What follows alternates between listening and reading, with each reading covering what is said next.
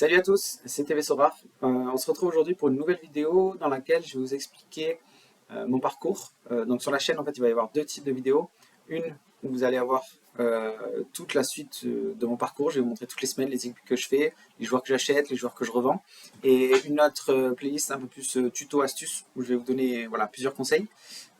Donc je suis parti sur Sora, j'ai commencé fin septembre 2021. Quand j'ai commencé, ça faisait longtemps que je connaissais le jeu, mais je m'étais jamais vraiment intéressé. Et dès que je me suis plongé dedans, je suis tombé amoureux, tout simplement. Donc quand je suis rentré en septembre, ma stratégie, c'était de créer une équipe palier. Donc vous savez, dans la vidéo précédente, je vous expliquais ce que c'était les paliers. Donc c'était avec les équipes rares, les cartes rouges. Donc j'avais décidé j'ai acheté complètement 5 joueurs rares, donc même le gardien, même si ça coûtait cher. Ce que j'ai fait, c'est que j'ai choisi des joueurs, vu que c'était donc début de championnat européen, fin septembre, des joueurs qui jouaient le week-end et également la semaine avec les matchs européens, donc ce qui était Europa League, Ligue des Champions, pour justement, en fait, si vous voulez cumuler un maximum de paliers. En fait, grâce à cette équipe, avec tous les matchs de poule de Ligue des Champions de Ligue Europa, j'ai également décidé d'acheter des joueurs assez, si vous voulez, forts pour pas prendre seulement le premier palier, mais également le deuxième. Donc j'ai mis un petit peu d'argent pour avoir une équipe rentable. Et grâce à cette équipe, en fait, toutes les semaines, je gagnais deux fois les paliers. Donc deux fois les paliers par semaine, c'est-à-dire que je gagnais 0,020 le mardi et 0,020 le vendredi. J'ai commencé comme ça, j'ai enchaîné, je récupérais mes récompenses. Le jeu m'a extrêmement plu, j'ai continué à remettre un petit peu d'argent et je suis parti sur des équipes limited. Donc au départ, ma stratégie c'était de partir sur les Challenger Europe, donc c'est tout ce qui est voilà, Pays-Bas, Portugal, Autriche, tout ça. Je suis parti là-dessus et au bout d'un certain temps, je me suis rendu compte que c'était pas forcément rentable parce qu'au niveau des points qu'il fallait réaliser et les cartes que vous gagnez, euh, voilà, la plus-value était pas énorme. Donc j'ai ensuite basculé sur une stratégie où j'achetais vraiment des limited mais en U23. Donc là, c'est la stratégie que j'ai aujourd'hui, c'est-à-dire aujourd'hui, moi, mon cœur de cible, ma compétition favorite sur laquelle j'aligne mes meilleurs joueurs, c'est la U23. Pourquoi la U23? Parce que sur la U23, on a moins besoin de faire des points pour gagner des récompenses, entre guillemets, hein, ça dépend les journées, mais en général c'est comme ça. Et surtout quand vous allez gagner un joueur, vous allez gagner un joueur U23. Ça je ne vous l'ai pas dit, mais quand vous vous alignez dans une compétition, vous gagnez des joueurs qui correspondent à cette compétition. Donc si je joue en All-Star, donc vous pouvez mettre toutes les cartes que vous voulez, vous allez gagner n'importe quelle carte, du japonais, du mexicain. Si vous jouez en Challenger, vous allez gagner des cartes uniquement qui jouent dans le championnat Challenger, U23 du coup que des U23, Champion Europe que du Champion Europe, et ainsi de suite. Donc l'avantage du U23, c'est que lorsque vous gagnez une carte, vous allez gagner une carte donc d'un jeune qui peut potentiellement monter.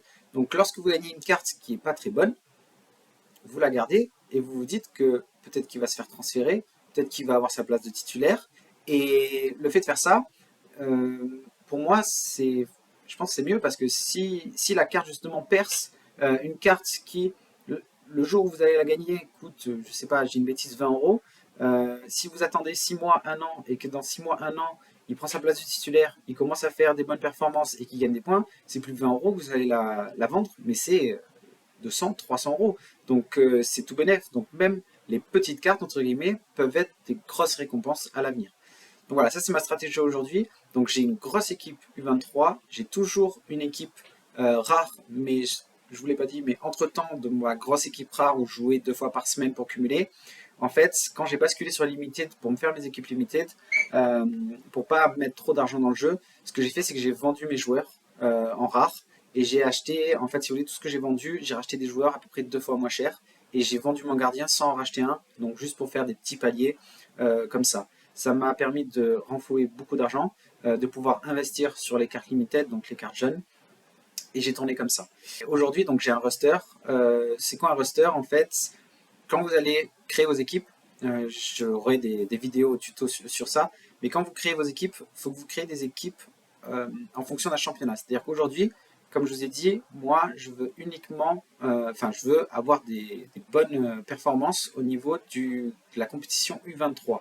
Donc, ce que j'ai fait, c'est que j'ai acheté des joueurs U23, ok, Mais j'ai pas acheté seulement 5 joueurs avec une équipe, j'en ai acheté plusieurs pour pouvoir faire tourner et pour pouvoir choisir en fonction du match-up qui va être fait. C'est-à-dire que si j'ai un joueur U23 je sais pas moi, de l'équipe d'Espagne d'Elche qui joue contre le Real Madrid, je vais pas l'aligner parce qu'en général il va prendre une tolle. Si par contre, du coup, à côté de ça, j'ai un deuxième joueur qui est, je sais pas moi, qui est mid-tableau Pays-Bas et qui tombe contre le dernier qui se prend 50 buts, forcément, je vais préférer ce joueur et forcément mon équipe U23 sera meilleure et aura de meilleurs résultats. Vraiment, c'est une erreur que j'ai faite. Au début, je me suis éparpillé. Quand je suis parti dans les limited, j'ai commencé, je dis, je veux aller dans le U23 Champion, j'ai voulu faire 5-6 championnats. Faites pas ça. Franchement, c'est une erreur. Focalisez-vous vraiment sur un seul championnat. Vous achetez d'abord votre équipe de 5 si vous avez un budget limité. Et dès que vous avez vos 5, dès que vous gagnez des récompenses que vous cumulez, vous achetez un remplaçant, un deuxième remplaçant. Et toujours dans le même championnat. L'avantage, c'est que ça va vous permettre de changer en fonction du coût des équipes. S'il y a un blessé, ça permet également de le remplacer. Et en fait, avec ce qui reste, une fois que vous allez avoir 10, 15, 20 cartes, ça va vous permettre, en fait, vous prenez vos 5 meilleurs, vous le mettez dans la compétition que vous avez choisie, et les 5-10 autres que vous avez en plus, à ce moment-là, là, vous les alignez sur une autre compétition. C'est tout bénef. Vous pouvez potentiellement du coup gagner 2 récompenses vu que vous êtes dans 2 championnats. Et l'avantage, c'est que vous aurez toujours la même équipe et la meilleure équipe dans la compétition que vous avez choisie. Voilà, donc je vais vous montrer tout de suite sur Sora Data mon équipe et mes joueurs.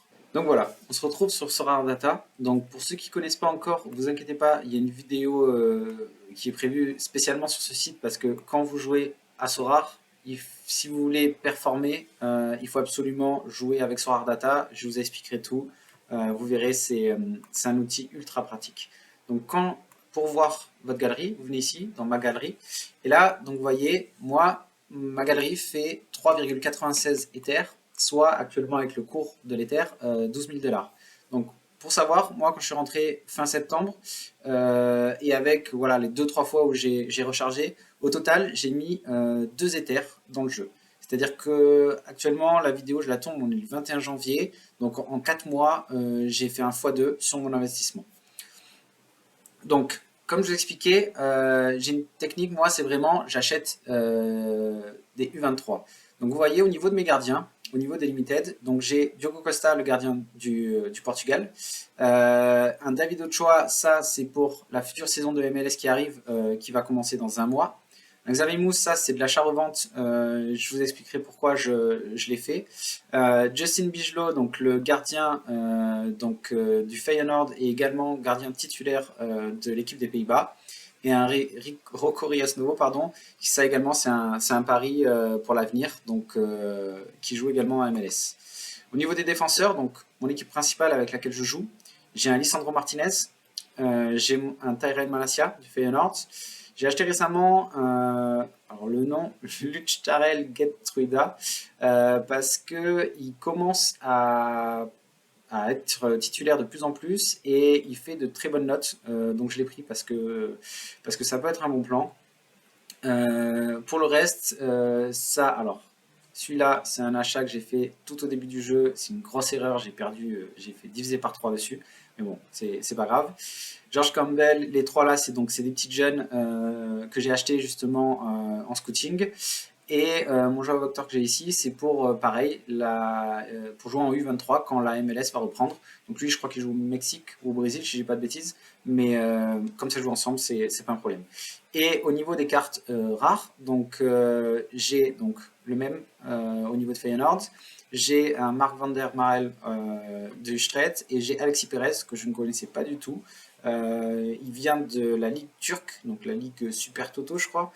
Et franchement, il fait des notes pas mal du tout, donc je l'ai pris pour tourner. Au niveau de mes milieux, donc on est sur un Sangaré au niveau du PSV, donc un très bon joueur qui fait des résultats voilà, très corrects et très réguliers.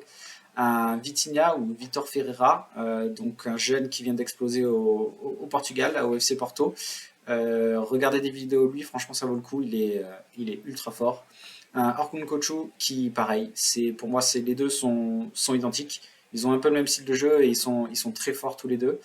J'ai acheté un petit Jamal Musiala parce qu'il commence pareil à être titulaire avec le Bayern et je pense que son prix voilà, peut monter. Ezekiel pour la MLS, donc qui joue en MLS. pareil pour le dire, Abdülkadir Ömür. Je sais pas si je dis bien, désolé s'il y a des Turcs qui regardent. Donc il joue à Trabzonspor, donc il est premier du championnat turc. Il fait pas mal voilà, de bons résultats avec des bonnes notes. J'espère qu'il va continuer à monter parce que s'il continue avec des performances comme il a maintenant, regardez, je vous montre pourquoi je l'ai acheté. Là, j'ai acheté 0,060, ok. Il a des notes, donc 61, L15, donc je vous expliquerai tout ça. L15, 61, L5 de 56. Et quand vous voyez ici, donc s'il arrive à monter un peu comme les deux là, ben, tout simplement, je vais le vendre voilà, 3 fois ou 4 fois le prix. Donc c'est un petit pari. En attendant, je le fais tourner, je le mets dans mes équipes, donc pourquoi pas. Un petit jeune Braganza, donc ça c'est pour le futur.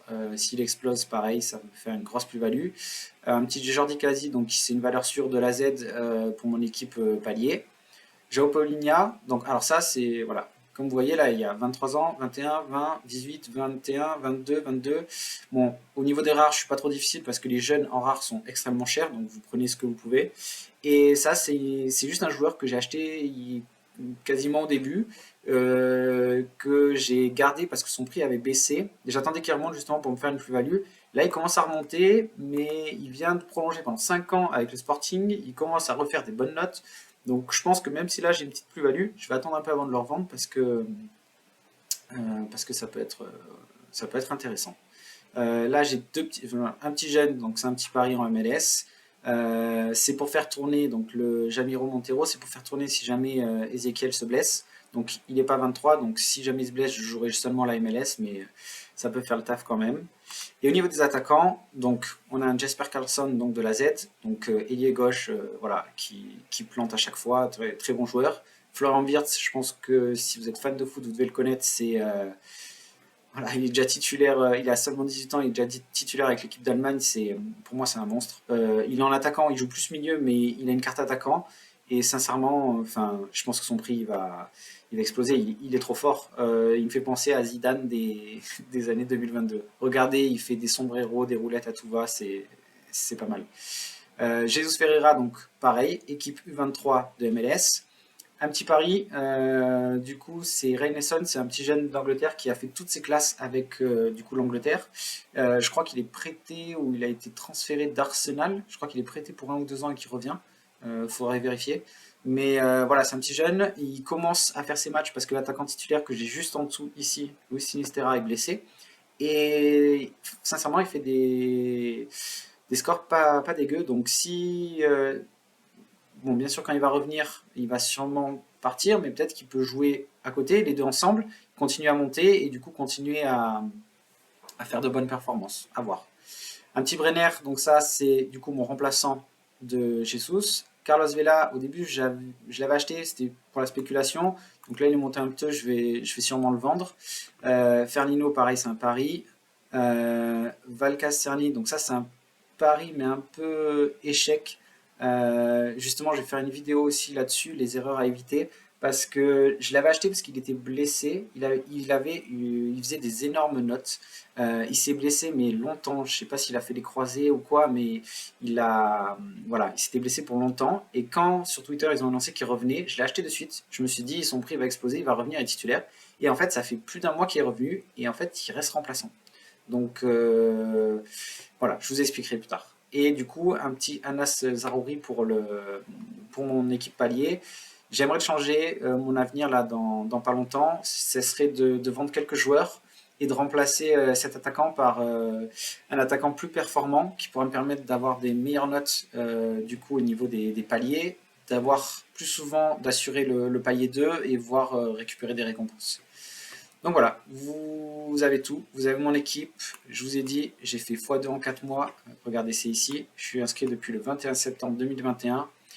Voilà, sincèrement ce jeu vaut le coup, si vous n'êtes pas encore inscrit, je vous invite à le faire. N'hésitez pas d'utiliser mon lien de parrainage qui se trouvera en description de la vidéo. Okay. Si vous avez des questions, n'hésitez pas à les mettre en commentaire, j'hésiterai pas à y répondre. Et puis voilà, allez, ciao les gars.